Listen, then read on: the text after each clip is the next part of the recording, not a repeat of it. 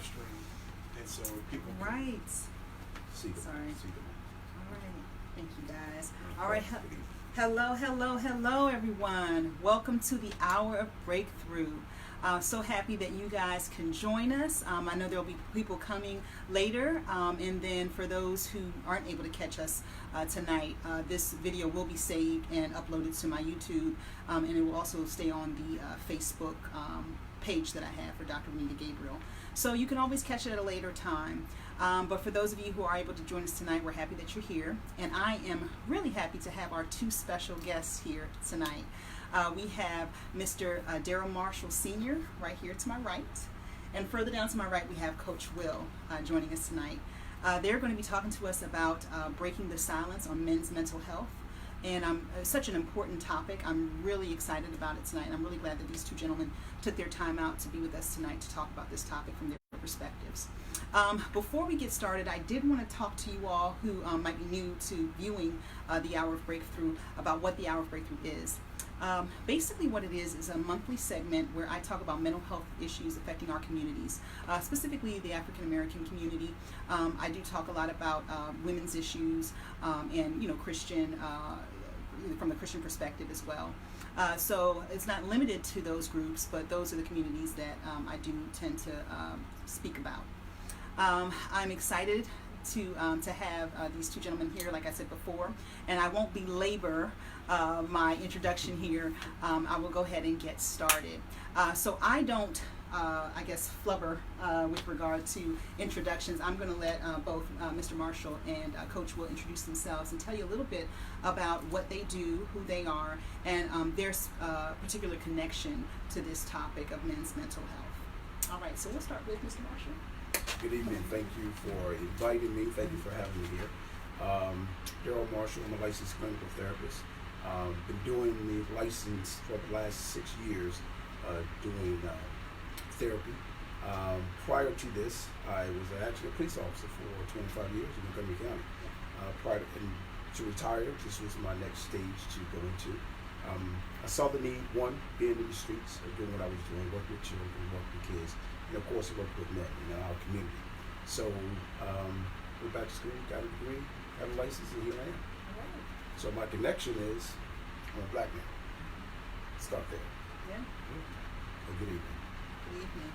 Thank you, Darryl. You're welcome. Coach Will? Coach Will. I'm a performance enhancement specialist, so I work with athletes on various sports, basketball, tennis, soccer. So right now I have a few athletes going professional, playing overseas. I also own a basketball team from the WABA. So if you remember the old ABA, the WABA started 3 years ago. And so I'm the owner of the DC Cyclones. So stay tuned, we're coming. And how I'm connected to it, so my education background is in psychology, so both of my degrees are in psychology. And of course, I am a black man. Thank you so much. Coach Will, you did forget, I don't know if you forgot or intentionally left this out, but you're actually one of 5 co-hosts of the Real Husbands of Largo. I did not intentionally leave that out. Yes. See how she tried to come for me? So one of the 4 brothers on the Husbands at WHMR. You can catch us every Thursday. Real Husbands of Largo on Facebook. Catch us on YouTube. It's a good time. A bunch of men talking about what's going on in the community and how it relates to them being husbands, me being the only single man, which means I'm happy and thinner. Oh wow! I'm thin as well. So no, but kidding. But what is it like to be a father, a husband, and a friend? So around the table we have over 30 plus years of friendship. So a lot of the guys, we met each other in elementary school. Oh wow! And so we've been friends for many decades, right? And so some of us even graduated every schooling together, so elementary, middle, high school, and college. Wow. And so we have years of a bond to actually speak about what it's like. We're going to talk about it later, but to be a confidant how it impacts your mental health and allows you to develop. Iron sharpens iron, and so you get to balance yourself and not hear your own thoughts and hear somebody else's input. And so that's significant when you talk about mental health. Wow, great. Yeah. Thank you, Will and Darryl. Appreciate that. All right, so let's get started here. So based on, I'll start with Darryl first, Mr. Marshall first. Based on your experience and knowledge, what are some of the mental health issues impacting men specifically today? Well, there's a lot of issues really, but I'm going to try to keep it short, but to a point of my experience of working with men. And as I was explaining to you earlier, one of my goals when I started my practice was to have a lot of men come in, because being a man, doing the job that I did before, some people don't see the pressures of just being a black man in America. You don't see the pressures of it because we try to hide that pressure. And this is what I think gets us in trouble sometimes. So vulnerability of saying that something's going on with me as a black man, I probably could say it to him, but the way I'll say it, it's not going to make me look vulnerable. It's not going to make me look weak. So depression, anger, anxiety, and of course the historical issues with their families. You have a lot of topics like that I've been experiencing with my men population, trying to get us to a better place. So that's some of the issues I see. Family. It's a lot of historical issues that we have, and just trying to get us to a better place. One note is, because mental health, the stigma of that, for me, the stigma of that terminology, I try to use it a different way, as I was explaining before. I don't say mental health, I'll say a different perspective, because that's really what you're trying to do, is get a different perspective of what your issue is. If you stay in a circle and you don't open it up, you're not going to see anything but that circle. So just giving everybody I work with a different perspective helps to move forward, helps to address whatever issues you might feel you have. And it's not that you have a problem or something's wrong, it's just something you're struggling with, it's just something different. And sometimes getting a different perspective helps you move along. That's a great way to reframe that. I can imagine that when you talk about stigma and saying that, you have a disorder, or you have, that is just like, whoa. So to say that, perhaps we can look at this differently. Exactly. That's a different way to reframe that. So that's great. Exactly. So, all right. Just Will, what do you think, just based on your experiences and knowledge, what do you see to be some of the main issues that men face, particularly black men? I look at it, I like his perspective. I like the word, because, as I was indicating, I deal with a lot of athletes. Yeah. And so let's just say you're benching, right? You're under the bar, you're hitting 225, and the person helping you is just spotting you along the way. And so, they're not lifting the entire weight. You're lifting most of the weight, but their perspectives allows you to finish and complete. And so when I look at athletes, I think more so of the camaraderie that happens within that nucleus of a team. And so you have the opportunity to, again, bounce ideas off of, to help you not just finish, but finish and complete it and do and perform at a high level. And so, that nucleus of team sports does wonders with confidence. It does wonders with identifying your role. And once you can identify what skills you bring to a team, what you bring to an environment as a person, now you know where you fit it. You know your value. You know who you are. You know how you can help somebody. You know if you need help. And so that team dynamic does play a role with mental health.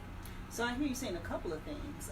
I hear you using a metaphor for, like, the spotting with the benching, and how mental health can be seen as that, from that perspective, and looking at the mental health professional perhaps as the person who's sort of spotting you. But I also hear you saying that sports, athletics, can also help people sort of navigate their way through difficulties. Is that right? Is that what I'm hearing you say? Yeah, definitely. So a lot of times, when a kid is young, the reason why you want to put them in a sport is so they can, learn how to develop in what? Peer-to-peer, leadership, there's a lot of things that an individual can develop at an early age just by putting them in sports. And to me, the sport is just think about it. Like at every job, you're in some type of team, and so they try to mimic what's on the field in a 9-to-5 setting. And so it's more so getting the person acclimated at a young age of how to connect, how to lead, how to be a part of something bigger than themselves, but also show them that they have individual value on it too.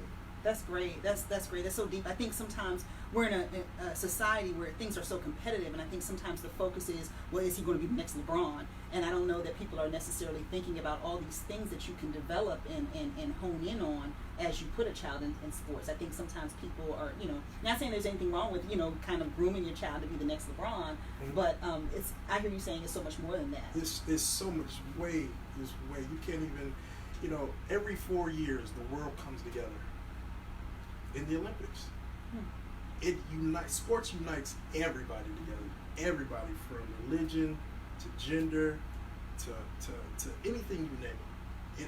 It unites the whole entire world. So just imagine, that's the reason why organizations kind of have that environment. They try to develop that culture, that climate, to mimic that, because it brings people together.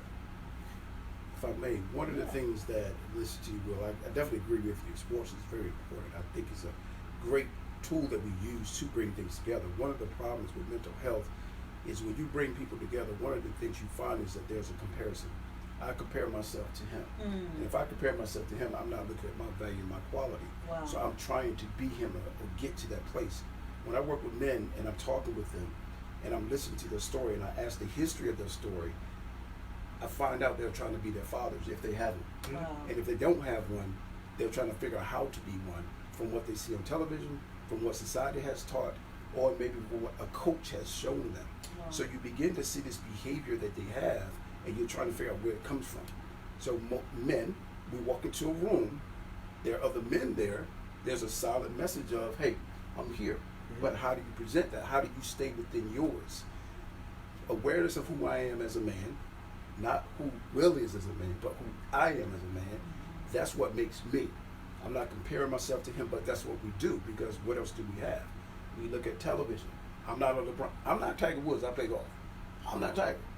I try, but I know I have to stay within who I am. But I had to learn who I am. And that took me some time to slow down and recognize that, one, I'm not my father, because there's some things that I saw with him or learned that, that's not me.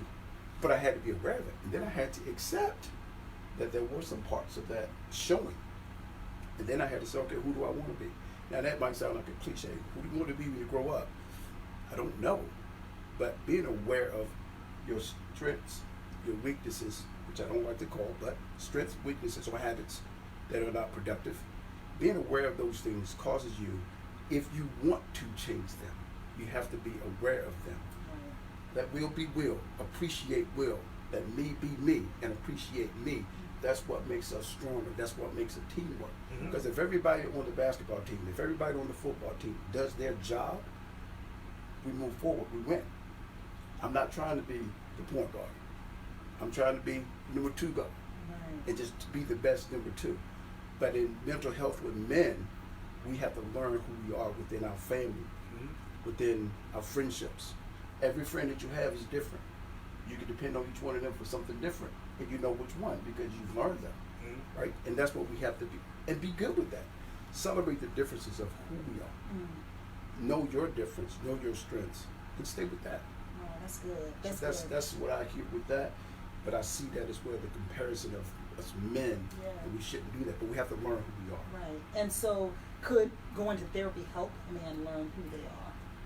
So, when you come into my office, one of the first things I ask is, why did you come? What made you make that phone call? People get sick and tired of being tired of who they are and what's going on. Somebody told them something's wrong. The wife says, you got anger issues, you need to go figure it out. So my question is, are you ready? Because I'm going to take you on a journey, and the journey hurts because there's truth to this thing. And you have to be willing to accept that there's something going on with me that I don't know about. And my job is to help give you a different perspective that there might be some things that you need to change. Personality is something that's very strong. You can mimic, you can play with that a little bit, but learned behaviors are the things that we look for. So once we see those behaviors, it's like now I'm aware that I get angry when I get home and there's dishes on the counter. Okay, do you fuss at your wife about the dishes? Do you fuss at your kids about the dishes? Or do you just wash the dishes? And that's just real, because there's the role thing gets in the way when you have relationships. But the real thing is just go ahead and take care of it to remove that stress. So that you got to be ready for change. You got to want change. If you don't, if you keep doing the same thing, everybody knows the cliche. You keep doing the same thing expecting a different outcome. That's the definition of insanity. But if you want something different, you have to do something different. But you have to accept that you are that catalyst for that change. Now, when you do begin that road of change, the people around you are going to have some issues because you're changing. You're not that same person. And then I have to invite them in to help that person change, help that man or that woman change. So that's good. You got to be ready for it. Darryl, you said a lot. I know. Said a lot. No, it's I good. Keep it going, but no, but it's good. It's good. I mean, I hear you talking about, offering a different perspective, uncovering some things, helping people become more self-aware, but also the importance of a person being ready to change. You have to be. Yeah, that's good. That's good. Okay, so we talked a little bit about that. Barriers for treatment for men, specifically black men. I think you kind of touched on this a little bit, Darryl, when you were talking about not being ready for change. That could be a barrier. But I guess more broadly speaking, are there barriers that we have as a society, or that we can sort of work on to help men, that might be struggling getting mental health help? So what are the barriers to treatment, and is there anything that we can do as professionals or as a society at large to sort of help men with any barriers that you see to mental health treatment? Because we do know that men don't necessarily seek out mental health as much as women do. No, and certainly when you're talking about black men, there's the stigma of mental health, there's the mistrust, there's all these things. Right. And so, what are some additional barriers, and what can we do about it? For barriers for us for treatment, and as Will I was talking earlier, medical treatment for your body, health-wise, the barriers are there just from historical issues to skinny experiment, things like that for us as a community, for those of us who know. I'm not saying all of us know, right, about historical issues with us as a people, but some of the barriers is just that. One is, I was talking to one of my clients earlier, and I asked that question, and one thing that we were taught growing up, I might be a little younger than you, but growing up is that you keep your stuff in the house. Right. You don't talk about this outside. Right. So with that right there, that's the number one thing, because one, either the parents telling you that because they don't want people to know what you're doing, or two, you just keep your business in here so no one knows, because there's a stigma on the family. So if back in the day, it was crazy Joe going down the street, he's just crazy. No, there's something wrong there, but we called it crazy. And of course, in our community, we were not getting that type of help. One is, my wife and I talked before, it's like, who were we supposed to talk to? Because grandma is going to tell you to go do this. Your mother is going to tell you to be quiet and sit down, or go over here and do this. And your father, if they were there, they didn't have time for it because they're working. So we have a large disadvantage of trying to get help. So there's a lot of barriers, historical barriers. We have to change our language. That's why I use the statement of a different perspective. And the men that I had come in, bring their sons in, the wives bring the men in, and I don't want to do this, I don't like this. I said, let's just have it. I don't fuss, I don't argue with it, because again, you got to be ready for this. But by the time we finish, and I just explain a different perspective, just stating that, or a conversation. Right. What do you see different? What do you want different? Why do you want this? How do you want that? That begins to break down that barrier of them accepting, saying, you know what, okay, I can listen to you. And I've had people, my men, to come back, because it's just a matter of changing that. To get them in there, for us men, as I said earlier, therapy, counseling, or stigmas of there's something wrong. There's a vulnerability there for men. And I can't be vulnerable. And I can't be vulnerable. As a black man, I cannot be vulnerable. Him knowing that I'm coming in here to talk about an issue. As I explain to clients, vulnerability is a strength, because once you be aware of what that issue is, you make it your strength. So vulnerability of learning about what you're afraid of, learning what creates that anger, learning what keeps you from getting this job, learning that I'm fearful to go back to school because it's not, I don't have the money. any of those things, that's vulnerability when you're aware of those things. Right. And that's what shifts. So as men, we have to stop being afraid. How do we get them to change that up? With the group that your friends that you guys have. Yes, so I really appreciate that. The one thing I would say is the young men behind you guys, grab them, talk to them about, how did that make you feel to watch this guy run down the field or miss this shot? They've got to learn how to talk their issues out. They got to learn how to just talk about feeling bad or being embarrassed. And what's wrong with being embarrassed? They go back to the comparison thing. He's better than me. He's like, no, everybody's an individual. So we have to break the barriers with the younger group. We have to stop coddling and start talking and allowing them to talk. One thing I tell the parents, particularly for the boys, one, how do you expect them to do something if you haven't taught them? When you talk to a boy, you can't over-talk him. Let him speak. Because us men, we married, you start fussing about something, I don't say nothing. Tuning you out. You know why I'm tuning out? Because my what I have to say doesn't matter. That started when I was a little boy. Because you're raised by your mother, right? And there's certain things that she says to you, you just shut down because your perspective does not matter. So grown men, this is why they yell or fuss with their wife.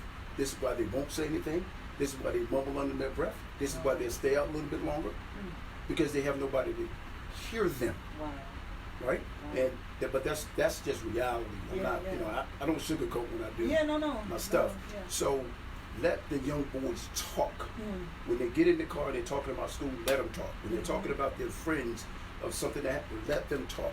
If you can't handle it, then let somebody else handle it. But let them talk because that's a form of expressing my depression, my anxiety, my fear, my friends, and you get to see their value.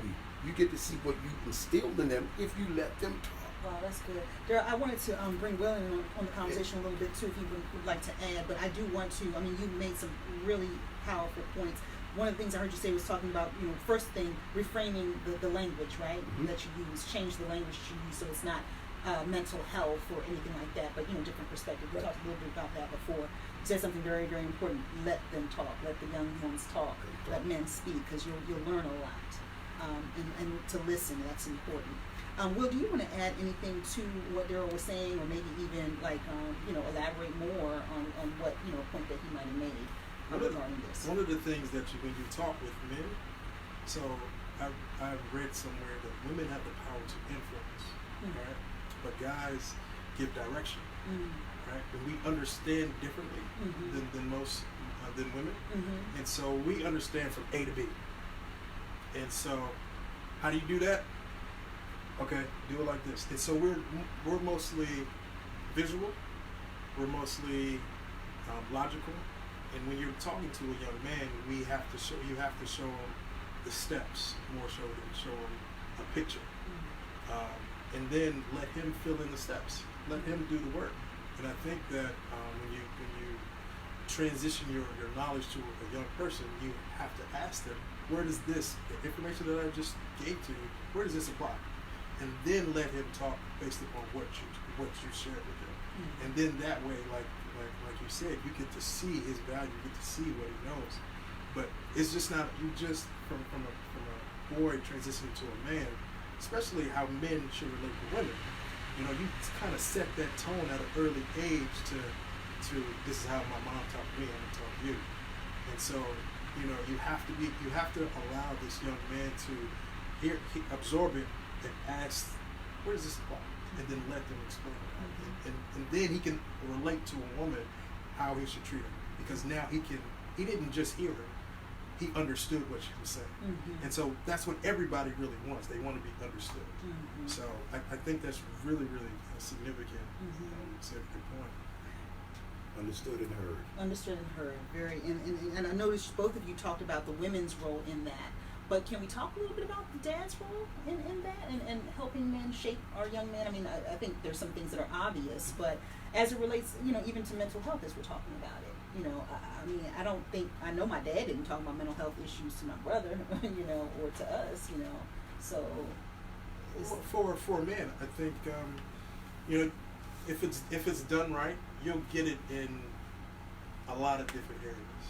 So as a coach, as a trainer, you'll get what your dad's been actually saying for all these years. You know, he'll go to his coach, and his coach will say something. You know what? My dad said that, and it allows that message to, you know, like the community help raises a kid.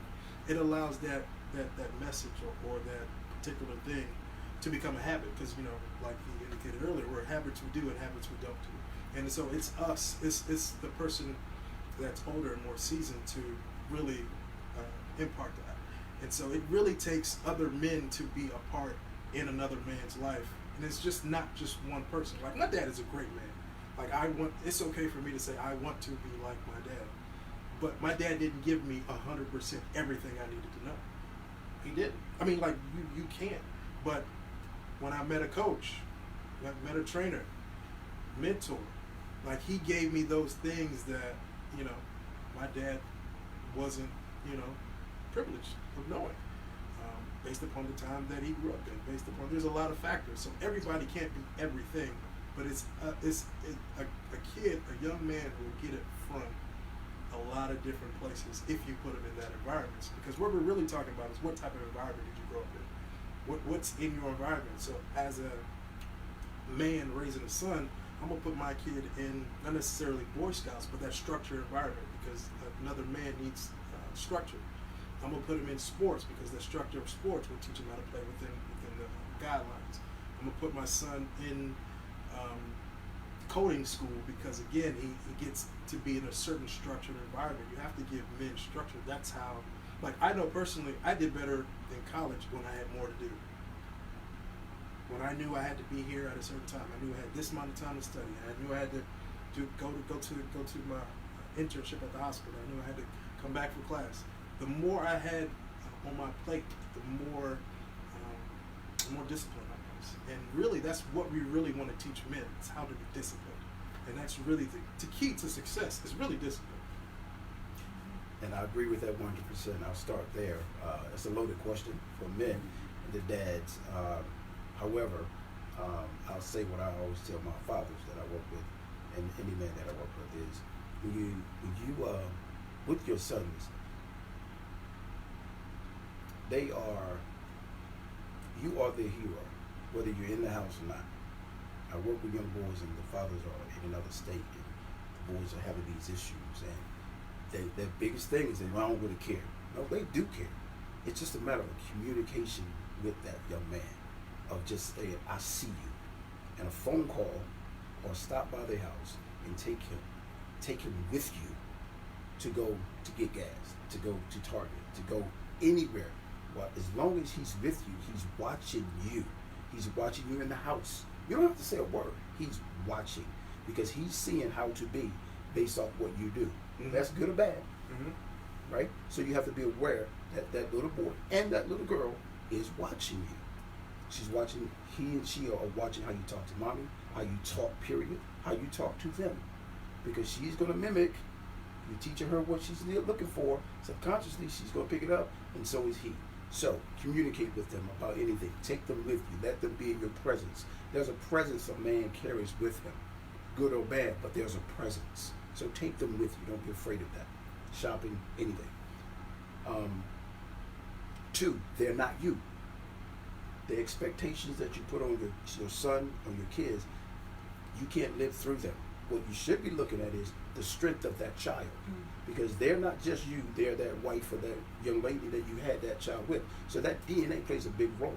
But you need to look at the strength, and that's when you guide them in that structured way, particularly boys, and I agree with Will 100%. Structure. The more you got on their plate, and I'm not saying overload the plate, but the more you have on it that keeps them in line, they'll handle the task. The grades will be well. I did that with my son, my youngest. Football, track, he had no time. Schoolwork, he knew what to do. But also, we started when they were babies, when they came out.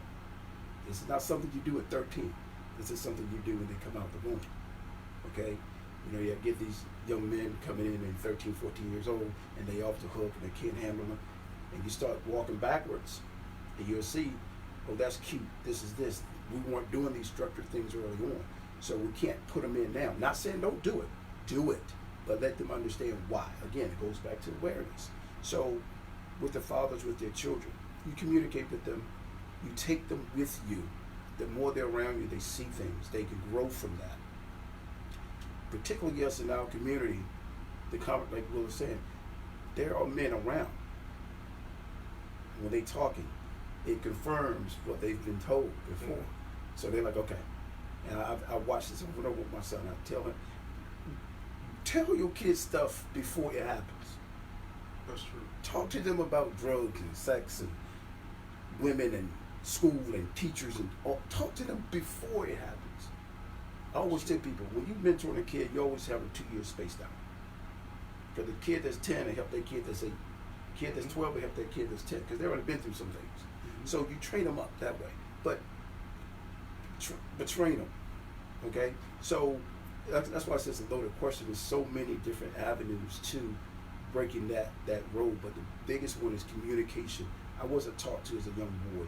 I wasn't told these certain things. And yeah, I wish my father would have said something to me about certain things, but he didn't. So in my mind, that's what I'm going to do with my children. I'm going to talk to them about anything and everything. Mm-hmm. And we do. Mm-hmm. It's a great thing because now I hear what they're going through. Right. And I prepare and I say, hey, yo, man, watch the dude, watch this is school, watch the drugs, watch the marijuana, watch this, watch the thieving, watch the theft, watch all these things. And they always come back, hey, guess what happened today? Talk to them, tell them. If we don't communicate, we don't put information out, what are they going to You're going to get it from this entertainment thing called television, and they're also going to get it from the society and the groups that they hang with. And some of the kids might be hanging with people that might not be giving them the truth. They want the truth from you, even though they might not seem like they don't want to hear it. Wow. They hear you, but that's repeat good. It. And they see you. That's good. And they see you. That's good. More is caught than taught. Yeah, that's good. What you guys are saying is so valuable. I hope everyone is getting this great information. I wanted to say just something that you were saying, just kind of, made a thought kind of go off in my head when thinking about kids who are sort of struggling, the teenagers, and a lot of times parents want to throw their hands up. But you're saying that it matters, right? You're saying that it matters. Don't stop. Keep. You think that they're not hearing you, they're not seeing you, but it matters what you do. Because all of us can sit back and think about something our parents said to us when we were young. Yeah. And you hit 22, 23, and something happens, you're like, oh my God, they told me not to do that. Right. Or you hear yourself, you hear them in you. Yeah. So that's why you never stop talking to your kids, regardless how old they get. Yeah. And there's a point where you let them go, but you never stop talking to them because they hear you. You're planting that seed. I think you mentioned seeds earlier. You're planting the seed, and it will grow. Yeah. But just be consistent. Yeah. Be constant. Yeah. And be patient. You're that parent's consistency. Don't give up, okay? Keep going. It matters. It does matter, and it makes a difference. And be patient. I mean, they're growing. So this, real quick, 3 stages of what I talk to parents about kids. You train them, you guide them, and then you advise them. Okay? The training part lasts about from birth till about 13, 14. Oh, Lord. Baby, you hear that? Right? 13, 14, 15, right? And then you begin to guide them. So that's kind of a mixture. So you're guiding them based off their strength and based off what they want, right? So if I see that my son is good at football, but he can run track, but I see that he's good in math, but he don't like math, but accounting, then that's the area I'm going to push him. If I see that my daughter is a dancer and she's this, so I'm talking all areas of their lives now. Academically, of course, we want our kids to do well, but you see that strength and you begin to guide them along with while you're training. And because training doesn't really stop. So you're guiding them while you're training them. Once they get to that stage of getting ready to graduate from college, because you've guided them to college, or guided into a trade school, or guided them to something that will be fruitful for them in the future. Because hey, everybody might not want to go to college. It might not be for everybody, and I'm fine with that. But as long as you see that strength and you're guiding them, once they get there, now you advise them. They call and say, hey, should I buy this car? Should I take this class? What is going to benefit? And it's always about the benefit when you're advising. You don't tell them what to do. You advise them because you've given them the foundation. They can make their decisions, but you advise once they get to a certain place. Right. So that's how I look at it with the kids. That's good. That's good, Darryl. Thank you. Did you want to add anything about parenting or? I don't have any kids. That's okay. It's like, no, I'm kidding. No, that's 100% true. I think what I do see is that I do see some parents trying to recreate their yesteryear in their kid, and you know, it's a sad thing to see, and it's because individually they haven't fulfilled what their passion was, so it's projected onto their kid.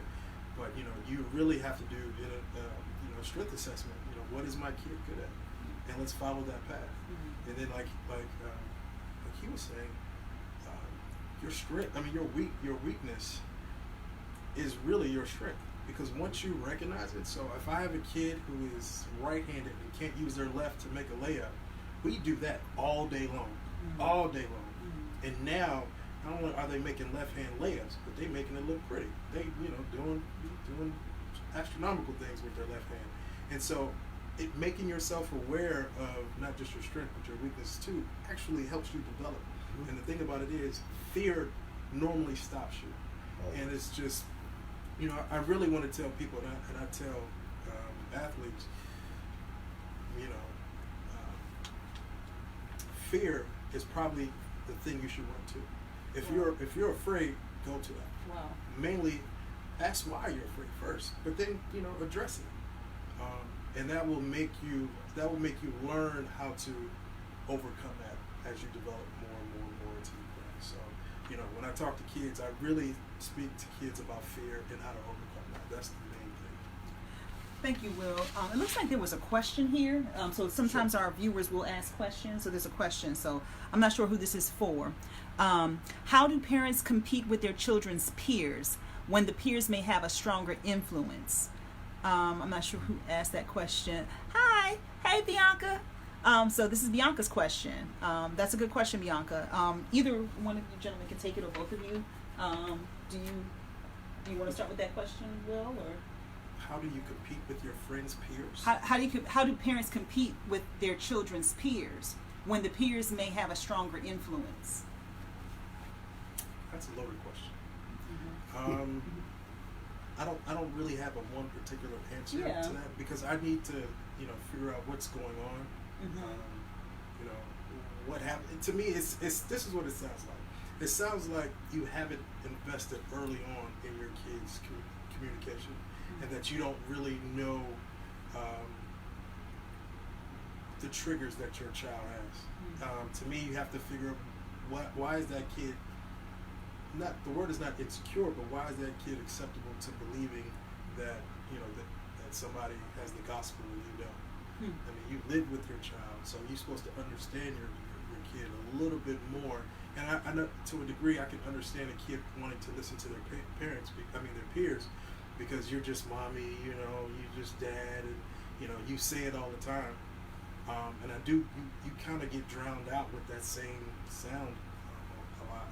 But one thing I told my niece, why don't you be the parent? You make decisions for the whole house. You tell everybody when to cook. You tell everybody when to eat. You tell everybody, and be the parent, and see what it's like to have their roles reversed. And there was a more appreciation to what her parents were trying to do for her, through her, and not just badger her with words all the time. So I think that helped, that role reversal. Mm-hmm. Yeah, that's definitely a perspective. Mm-hmm. So yeah, that's a good idea. I like that. I think one of the first things is you're not competing with the peers. You're the parent. You know more than these kids. They're together. They have no idea what they're doing and what to expect. Mm-hmm. So that's the first thing. You're not competing with them. As Will was saying, more information would be great. However, you don't compete outside of the house.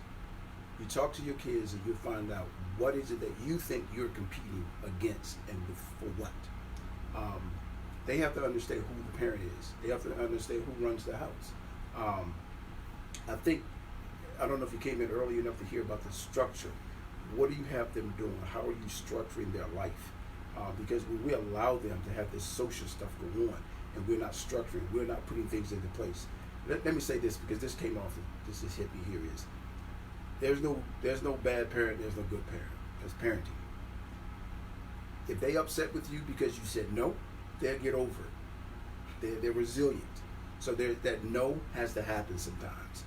You might feel bad, but don't worry about it. Keep living. You know where you're trying to get them. If you don't know where you're trying to get them, then that might be the thing you need to figure out. Because one is you don't want to compete with anybody other than where do you want your child to be? Who do you want them to be? And then you start structuring that. So there is no competing. You want them to go this way, take them that way. Continue to put them that way. Be consistent and constant with putting them in that direction. That's your child. You know them. You know what direction you want to take them there. If they don't want to conform, then what's your result to that? What are you going to do with that? And discipline, when I say discipline, I don't time out. Time out is a conversation. What are the things that your kids don't like? They don't like to read. They love watching TV, and they like them phones and social media. Who pays for it? Take it. I mean, we have to go back to some structure of discipline, meaning putting this line back into place. We can't allow society to run our house.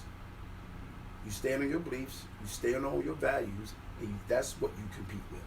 Not anybody else, especially not any peers.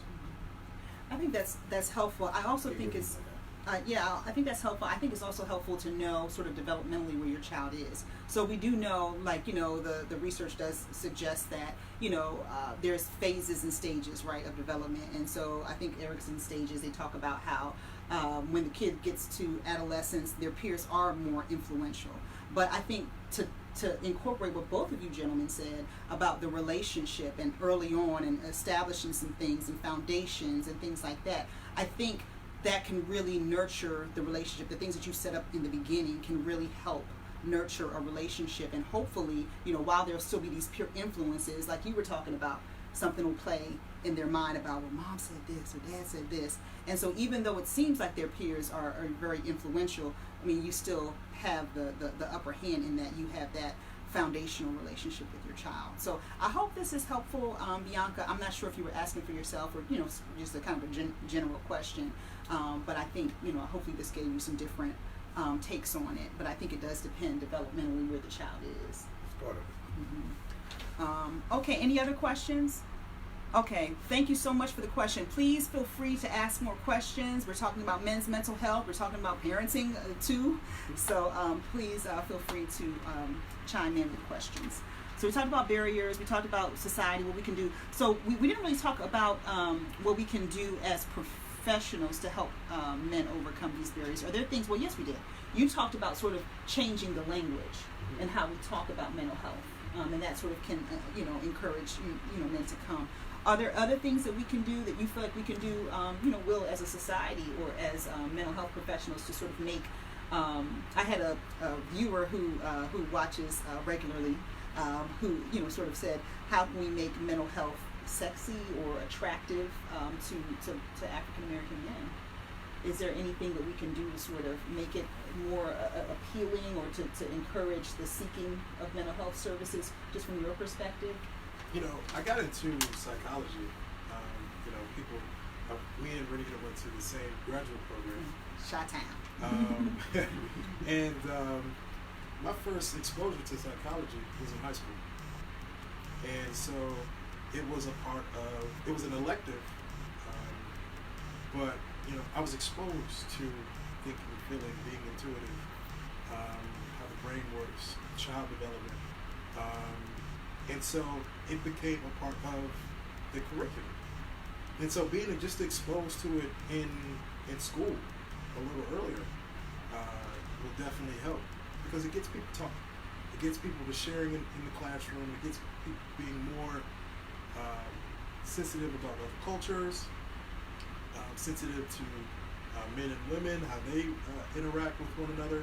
And I think just that early educational exposure about disclosing how you feel, about anxiety, because that's really a huge thing for kids. Anxiety. It's really, really, really big. Think about it. You have project day. What do? It's time to take your 3x whatever the science fair project board, and you have to stand up in front of the classroom. And so, being able to look at it, define it, how does it work, and how do you deal with it, allows kids to go, okay, I have it. Now again, talk about vulnerability. now that has become my strength because now I know how to address it. Right. And so now you're in what, 6th grade, and you've been exposed to terms and terminology and plans to how to correct certain things. I just think that having a psychology class, or even talk about personality. Everybody knows about the Myers-Briggs. Like that type of thing should be really a part of educational system. Okay. So in the educational system, incorporating psychology, mental health somewhere along the line. Mm-hmm. Sorry. So it looks like there was a other question. Darryl, I'm sorry. Did you want to add to that how professionals, in addition to sort of reframing how it's talked about, or even society, how they can make mental health, I guess, more attractive so that African American men specifically would maybe seek it out? Real quick, I think our churches got to be involved with speaking to your congregations about mental health. Change the term. I would say change the terminology in that. We have our churches can be involved a little bit more. That's where a lot of our men do go. That's where a lot of issues. The church is a spiritual hospital. So a lot of the issues people have are related to how we're thinking. God said in Jeremiah, he says, I know the thoughts that I have towards you. Therefore, that means he's thinking. There's a thought there. So church is a place that I think it can be tapped into more, that can help get the young men and the men involved in mental health. That's great. So this is so I had some questions pre-prepared, but it looks like there's some questions here that I think might be more helpful for us to answer. I think it overlaps some of the questions that I asked. Another great question from Bianca. What are specific qualities Black men should look for in a mental health provider? And a question that she had asked earlier, that's a question she had asked earlier. So what are specific qualities Black men should look for in a mental health provider? Are there things that, if they were going to go the route of a mental health provider? I think I use psychology today, not to toot its horn, but I use it. And the reason I use it because you can go in and read what someone is trying to do and where they come from and all those things. You got to be comfortable with the person that you're sitting down with. And I think that's another problem, is being comfortable with a mental health provider, particularly a Black man. And it's not a lot of us out here, but it is a lot of us out here. You just have to seek us out and keep going until you meet that right one. And you'll know. I'm a big believer in timing. I'm a big believer in feeling, meaning that you'll know that this person is right for me. So most of us have a free consultation. Ask for that consultation over the phone, but some of us also will invite you in. I think that's one way you want to search someone out. I know they have things up there about what ages they deal with. Talk to them, see how you feel over the phone, have questions to ask. The second thing is word of mouth. I think I get a lot. That's how I really do a lot of my work, is about someone referring someone, and that's based off the relationship that you build with your client. Again, you got to be comfortable with that person. So that's one of the ways I would say. Do you believe, and I don't know if this is a sticky question, but do you believe that a woman could be an effective mental health provider to a man? Certainly. I personally have sat down with women to be counseled or in therapy, because it's a different perspective again, and sometimes you need to hear it differently. I have no. I think she questioned. She said black male mental. She just said what should a black male look for? Yes, whoever he's comfortable with, and a lot of and of course we refer out when we're dealing with couples. So I'm always referring either to a woman or whoever they feel comfortable. Most people don't care, but yes, black women are very good with men because again, they're hearing it. It's like that confirmation. Your father says something, or your mother says something, then somebody else said it. It's like ding, ding, ding, ding, ding. It's me, not them, right? So yes, I think that's a good idea. Yeah, that's good for most of that. Will, do you want to add anything to that? Specific qualities that a black man should look for in a therapist? Do you have anything you want to add? It's a feeling. It's really a feeling. So if it feels right, you feel a connection. It feels right. Okay, great. Let's see. When should someone reach out for help? How would you advise someone who's watching right now who maybe not sure if they need help? Like, how would someone know, especially, a man, how would they know?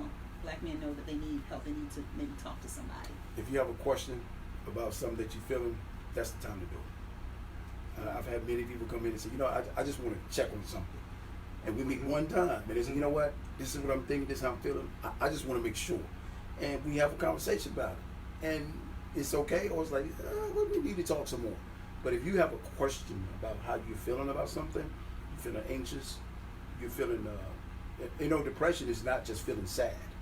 Right. You can be happy all the time, but on the inside you're really dying. Yeah. Right? So if you're having any kind of questions about something, or you just want to have another person to say, hey, maybe you should look at it like this, that's the time to do it. And if you have insurance, most insurance companies take care of it. If they don't, call them and tell them what you're trying to do. Because that's another issue that we have is some people is out of pocket, or their health insurance don't cover it. So call them and talk to them. But if you have a question, I would say do it. Other thoughts? What did you want to add to that in terms of how does a man know that he might need some help, some mental health help? You just know something's not right. There's no, you can't, Right. point it. It's not like a knee. It's not like, you just know that, I'm not feeling 100%. I'm dragging. There's a lot of symptoms that you can't pinpoint that you just know. I just need to talk to somebody. Right. Just know. It's like that feeling when you don't know. But like for me, I know. Let me just ask my dad this. You know what I mean? Because I just have no clue. I don't have an inkling. You know what? Let me just ask somebody that's older than me, that's been around the block. Right. And it's just a feeling that you have. It's Right. just a feeling that you have. And it's just that we are very intuitive people. Like it's not something that it's kind of creepy. It's just something that you just know inside that hey, I need to talk to somebody. I need to get some advice. That's good. That actually kind of makes me think about the other question that I had for you guys. So say that's not a man's first person to run to, like they wouldn't call or go look on Psychology Today. Who can they talk to? I heard you talk about, let me ask somebody who's older or wiser than me about, so like who could be the first line of defense for a man who might not be comfortable, who might not know to go to Psychology Today. We're telling you can go to Psychology Today if Not plugging it, but right, but that is a resource. Right. But say that's not the first thing that comes to their mind, and they're not feeling right. So you said that, for example, you might talk to your dad. Who is somebody else that they that maybe a man can talk to? Well, whatever your issue is, and I'll make it basic. So let's just say you want to start a business, be an entrepreneur. You talk to that person that you know is an entrepreneur. It's really not really scientific, nothing special. That person that you see that's doing well, that you have a relationship in a particular area, go ask that person. Or you see somebody, hey man, driving a nice car, what you do? It's really just that simple. It's finding that area that you're struggling with and talk to that person that's doing well in that area. And again, we mentioned vulnerability earlier. It's just accepting that, like, hey, let's stop faking here. Something needs to be addressed. I think one of the things I'll throw in there real quick is one, talk to somebody that you trust is going to be honest with you, first of all. You got to be honest and tell you the truth. If you know they're going to tell you the truth, they know they're going to call you out on whatever it is and be honest with you, that's who I would suggest you go to. The other problem with us not coming in is the trust factor about what we divulge, that information is going to go somewhere else. So that's why I said somebody that you trust that's going to keep your information to the breast. So before you reach out to somebody and you want to go talk to them, talk to someone that's going to keep that information tight. I think that's a part of the problem why we don't go out there and talk. Right. So finding somebody that you can trust. It doesn't necessarily have to be a counselor, at least not initially, Right. but somebody that you can trust. And you also mentioned, the church, and that might be a safe place. A family member, a good friend, that might be a good place. But again, if there are more serious things, the hope is that you would go to a mental health professional. All right, let's see if there's any other questions before we wrap up here. Right. So, sorry, Bianca, I didn't complete your question. So the question was, what are specific qualities Black men should look for in a mental health provider, considering the long history of medical abuse and mistrust? And you spoke to that earlier. Right. So you talked about, it really needing to be someone you can trust. And did you want to expound? Yeah, with that part, I definitely understand the historical part of it, but again, that's why I say reach out and just have a consultation with them on the phone and just listen to how they sound. Love you too, girl. What you feel, as Will and I both said, is how you feel about that person. And I have people call and they would literally ask me, are you married? They want to know things that are related to them, which make them comfortable, because some people feel that if you don't have this, they can't talk relate. to you, Right. they can't relate. So if you have an issue with, if you want a particular person, search for that particular person. I get it all the time, that they want a specific person that might understand that historical part that you're talking about, and hopefully they'll be able to find them. So Yeah, that's good. Okay, so just to kind of wrap up, what are your personal strategies for maintaining good mental health? If you guys can get, a little more personal tonight, what do you do personally, Will, to sort of maintain good mental health? What are some of your regimens and anything that you want to throw out there to the audience? I make sure I eat right, and believe it or not, your mental, what you eat, what you put in your body, what you eat, dictates how much sleep you get, and that ability to sleep and have a good night's rest really, really, really helps with stress. And so, I've totally changed my diet to much more fruit and vegetables ordeal, and I've taken away a lot of the fast food. I can't tell you last time I went to McDonald's. I can't tell you last time I went to any fast food restaurant. I do have my cheat meals, but it's really about your mental health, your gut, and and the foods that you put in your stomach has a lot to do with how you feel. Wow. So that mind-body connection, holistic. It really does. It Yeah. really does. It really does. So that's one of the things that I do. The other thing is that, again, as I mentioned earlier about the show, with my colleagues, we really do talk about how do we really feel on certain topics, and the impact that they have kids, and are you having these conversations with your kids? Allow them to have these conversations, to fully disclose your feelings, and really be vulnerable, and have somebody to kick you in your butt, and at the same time, hey, you're doing all right. It's not as bad as you think. And so those conversations are really needed in everybody's life. And so, like, when athletes retire, they don't necessarily miss the game, right? What do they miss? Everybody will tell you they miss the guys. They miss being around that whole environment where people are telling them, man, you're not that bad. A good game today. That environment plays. What you surround yourself with, and who you surround yourself with, is really significant in your mental health. So the way you eat and the people that are around you, that's what I try to do. Eating right, social support, getting rest, all key things. Thank you. Will. All right, Darryl. I agree. Food is eating right. Exercise, I would throw that in there, is a big reliever. Yes, your environment is another one.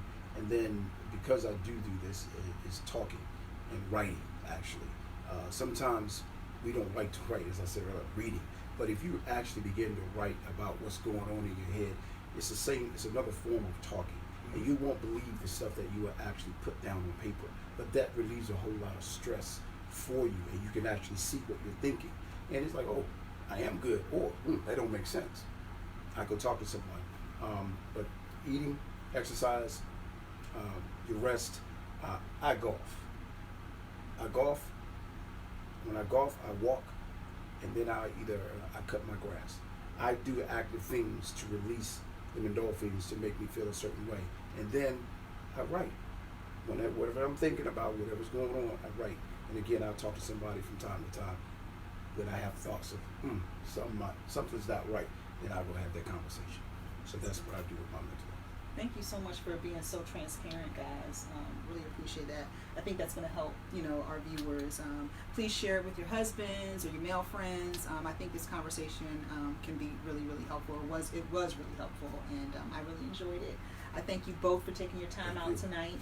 Does anyone, before we sort of wrap up, and I am going to ask how we get a hold of you guys via social media. There might be even folks who might want to get an appointment with Darryl, so we'll have to find out if Darryl's accepting new patients. So before we do that, though, are there any? Amen, Chandra. Are there any other comments or questions?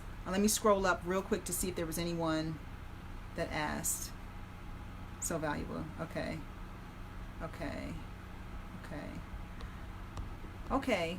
So if there are no additional questions, how can our viewers or their husbands or male friends get a hold of you guys? Is there a way they can follow you guys on social media? Is there a way they can email you guys, maybe to follow up, like something you might have said, or maybe like a direct question they have for you, if you're comfortable providing that information? Can you guys, either one of you, share what your social, both of you share? On Instagram, Coach Will Training Academy, and also you can follow my team, DC_Cyclones. We start in August, so come on out. And also, you can catch the Real Husbands of Largo at the Real Husbands, or no, the Husbands Show. There we go. On Instagram. Okay, great. And you guys are on HUR too, right? Yes, we're on WHUR. So you can go to WHUR.com. Thursdays at 8:30. That's cool. I'm not a social media guy. I guess I might want to try it. If you really want to get a hold of me, I'll give you my office number. I'm not afraid of you. 301-731-2823, or you can just reach out to Renita. I have no problem talking with you. I am a little tight with my slots, my schedules, but if I have it, I'll work you in. My thing is about helping. So that's my office number, and you can get in touch with me through Renita as well. Okay, thank you, gentlemen, so much. I really appreciate you both. Thank you for your time. I know that time is valuable, so thank you both.